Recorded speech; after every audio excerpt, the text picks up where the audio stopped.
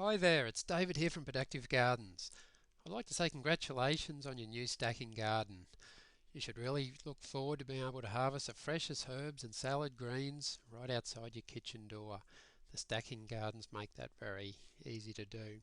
Today I was just going to take 5 minutes to run through how I go about planting them up, which may give you some good ideas.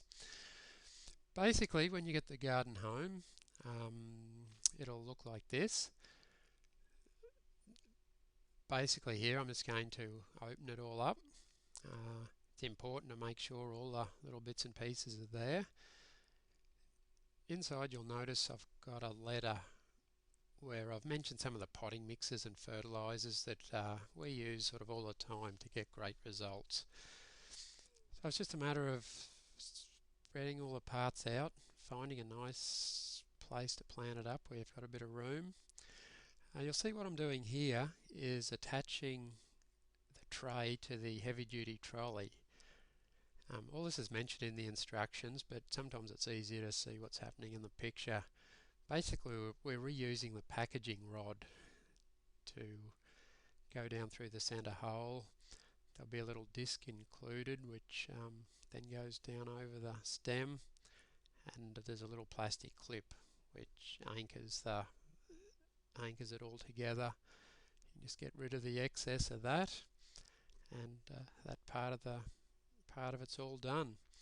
So as well as being great to move the garden all about on the wheels, the garden will rotate nicely as well, which gives it plenty of sun.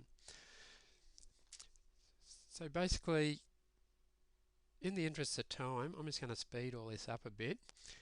But basically, it's just a matter of spreading out the 4 layers. There's a little black grid that goes in the base of each layer, which keep the potting mix up out of the water well. And then it's just a matter of using the good quality potting mix.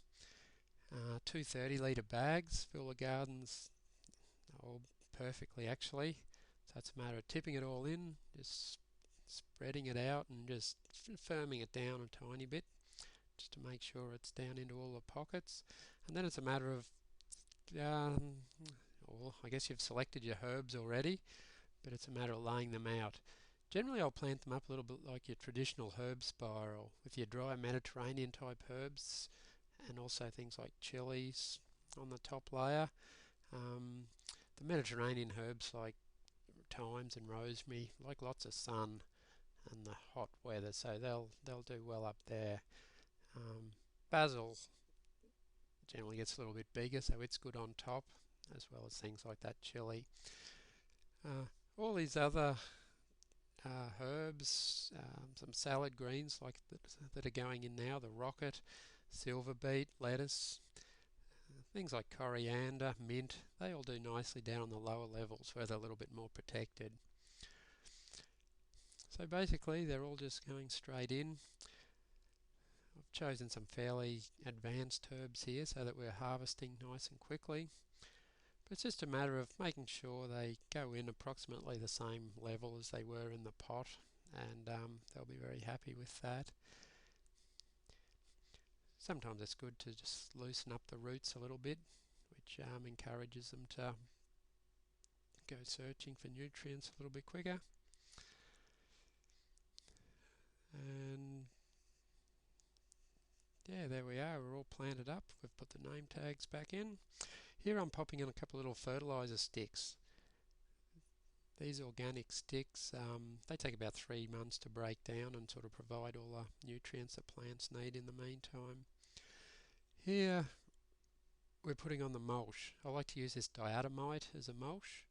It's a really good insulating material, and a 5-litre bag is enough to do the 4 layers of the garden. So it's just a matter of popping that in, spreading it around the plants a bit, and then you're pretty much all done. It's just a matter of giving the garden a good water in, give it a good soak, and then it's a matter of stacking them up.